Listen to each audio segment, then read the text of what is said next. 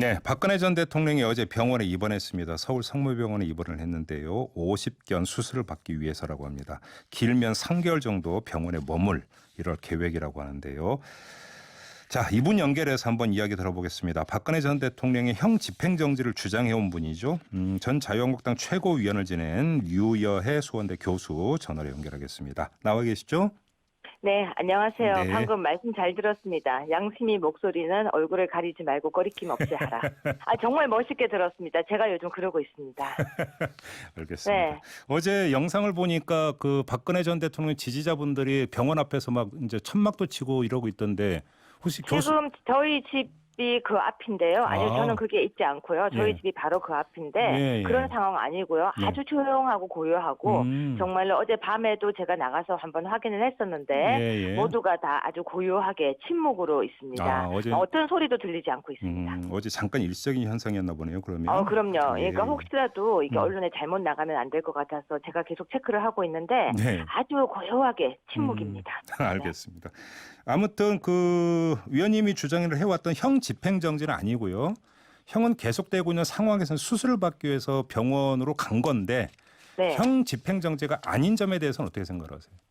지금 아마 지금 시간 수술이 시작되지 않았을까 싶은데요. 네. 딱 지금 시간일 거라고 생각하는데 네. 자, 형 집행 정지를 유영아 변호사께서 여러 번 넣었었죠. 네. 2번 정도 넣은 걸로 알고 있었는데 바로 불어가 되고 바로 수술이 잡혔습니다. 네. 그렇다면 생활을 정말 할 수 있을 정도라는 그 판단이 정확했을까라는 걸 우리가 의심을 해봐야 됩니다. 예. 형 집행 정지라는 것은 수행 생활을 하기 힘든 사람들에게 있는 법적 구제이기도 하지만 네. 우리가 인권을 생각한다면 교정과 교화도 중요하지만 인권은 정말 중요하거든요. 네네. 박근혜 대통령의 건강 상태가 그 정도라고 하면 당연히 검찰에서 형 집행 정지를 허가했어야 되는데 불구하고 불허가 나오고 난 뒤에 바로 며칠 뒤에 이렇게 수술이 된다는 건 이건 네. 정말로 잘못됐다고 저는 생각합니다.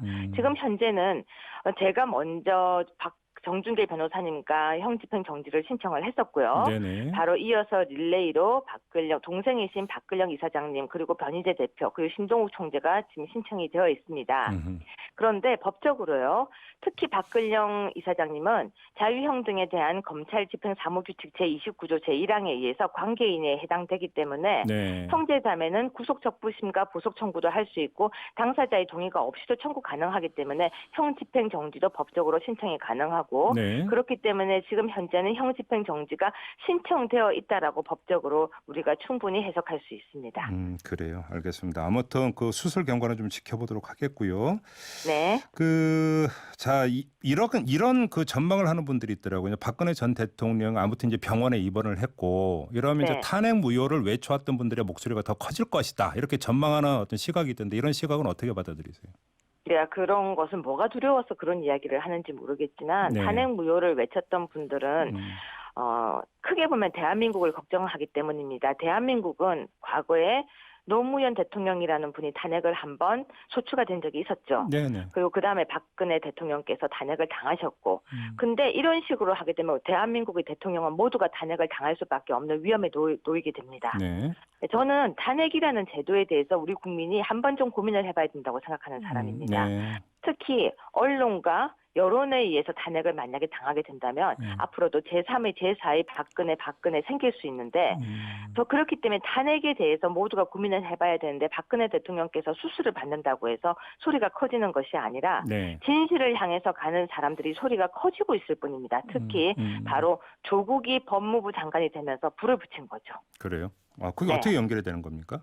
왜 연결이 되냐고요? 네. 자, 문재인 정부는 인권을 사랑하고 문재인 정부는 국민을 사랑하고 사람을 우선시하는 데라고 했는데 그렇게 국민들이 반대하는 조국이 임명되는 순간 문재인 정부는 국민을 생각하지 않고 바로 옆에 있는 자기 사람을 생각한다는 원망이 이제 퍼져나오기 시작했거든요. 네, 알겠습니다. 네, 그렇기 때문에 정말로 우리가 탄핵을 했던 거 과연 그때 들었던 촛불이 의미가 있었던가라는 반성과 회의가 굉장히 많이 나오고 있습니다. 알겠습니다. 여론에서는. 엊그제 이제 그 1인 피켓 시위라는 황교안 대표 쪽으로 가셔서 탄핵 네. 무효를 외쳐달라고 요청을 하신 바가 있잖아요.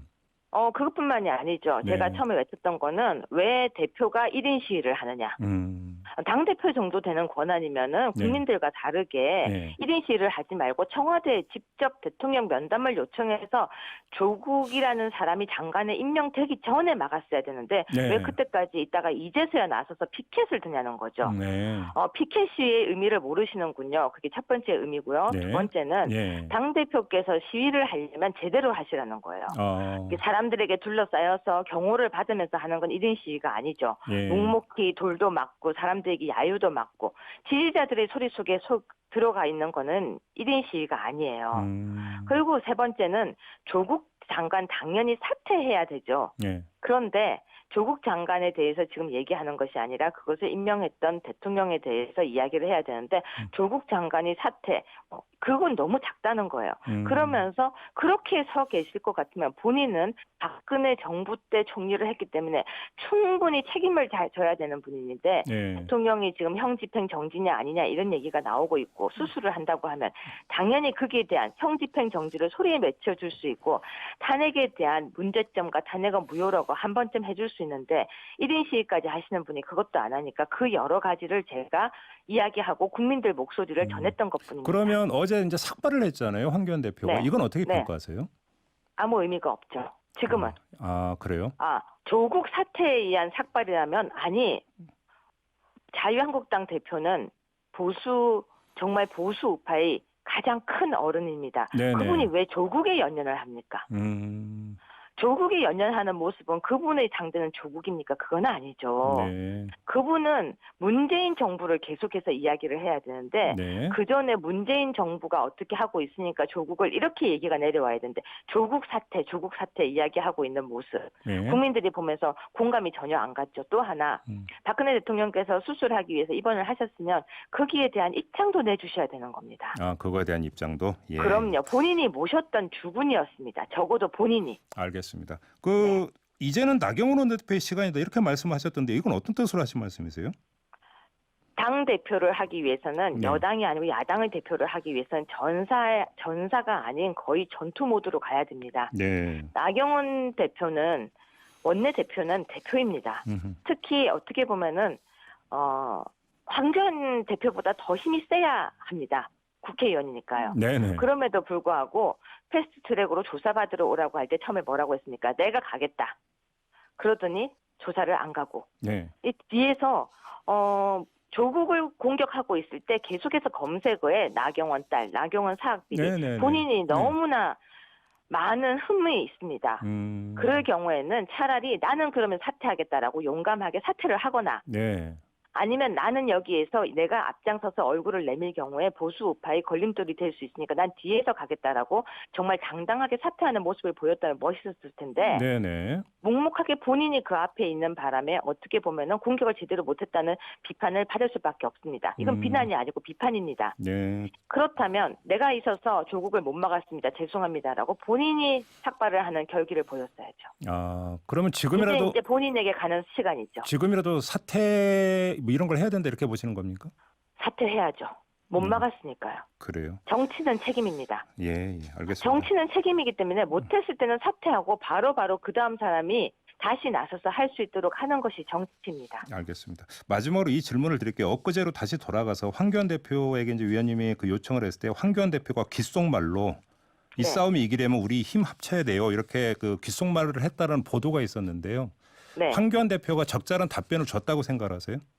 그거는 우리가 이렇게 얘기하죠. 공감이 전혀 안 되는. 이제 황교안 대표가 네. 보수 우파 반조국 연대를 통합하기 위해서는 해야 될 것이 딱 하나 있습니다. 네. 김무성 의원을 내보내야 됩니다.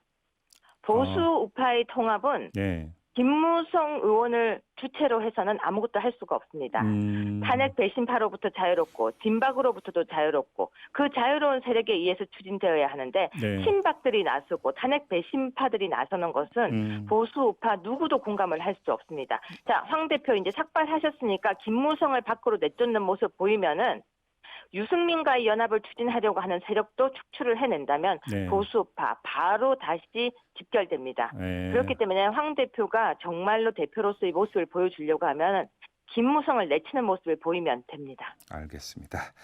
자, 말씀 여기까지 들을게요. 고맙습니다. 네, 고맙습니다. 네, 지금까지 전 자유한국당 최고위원을 지낸 유여해 수원대 교수와 함께했습니다.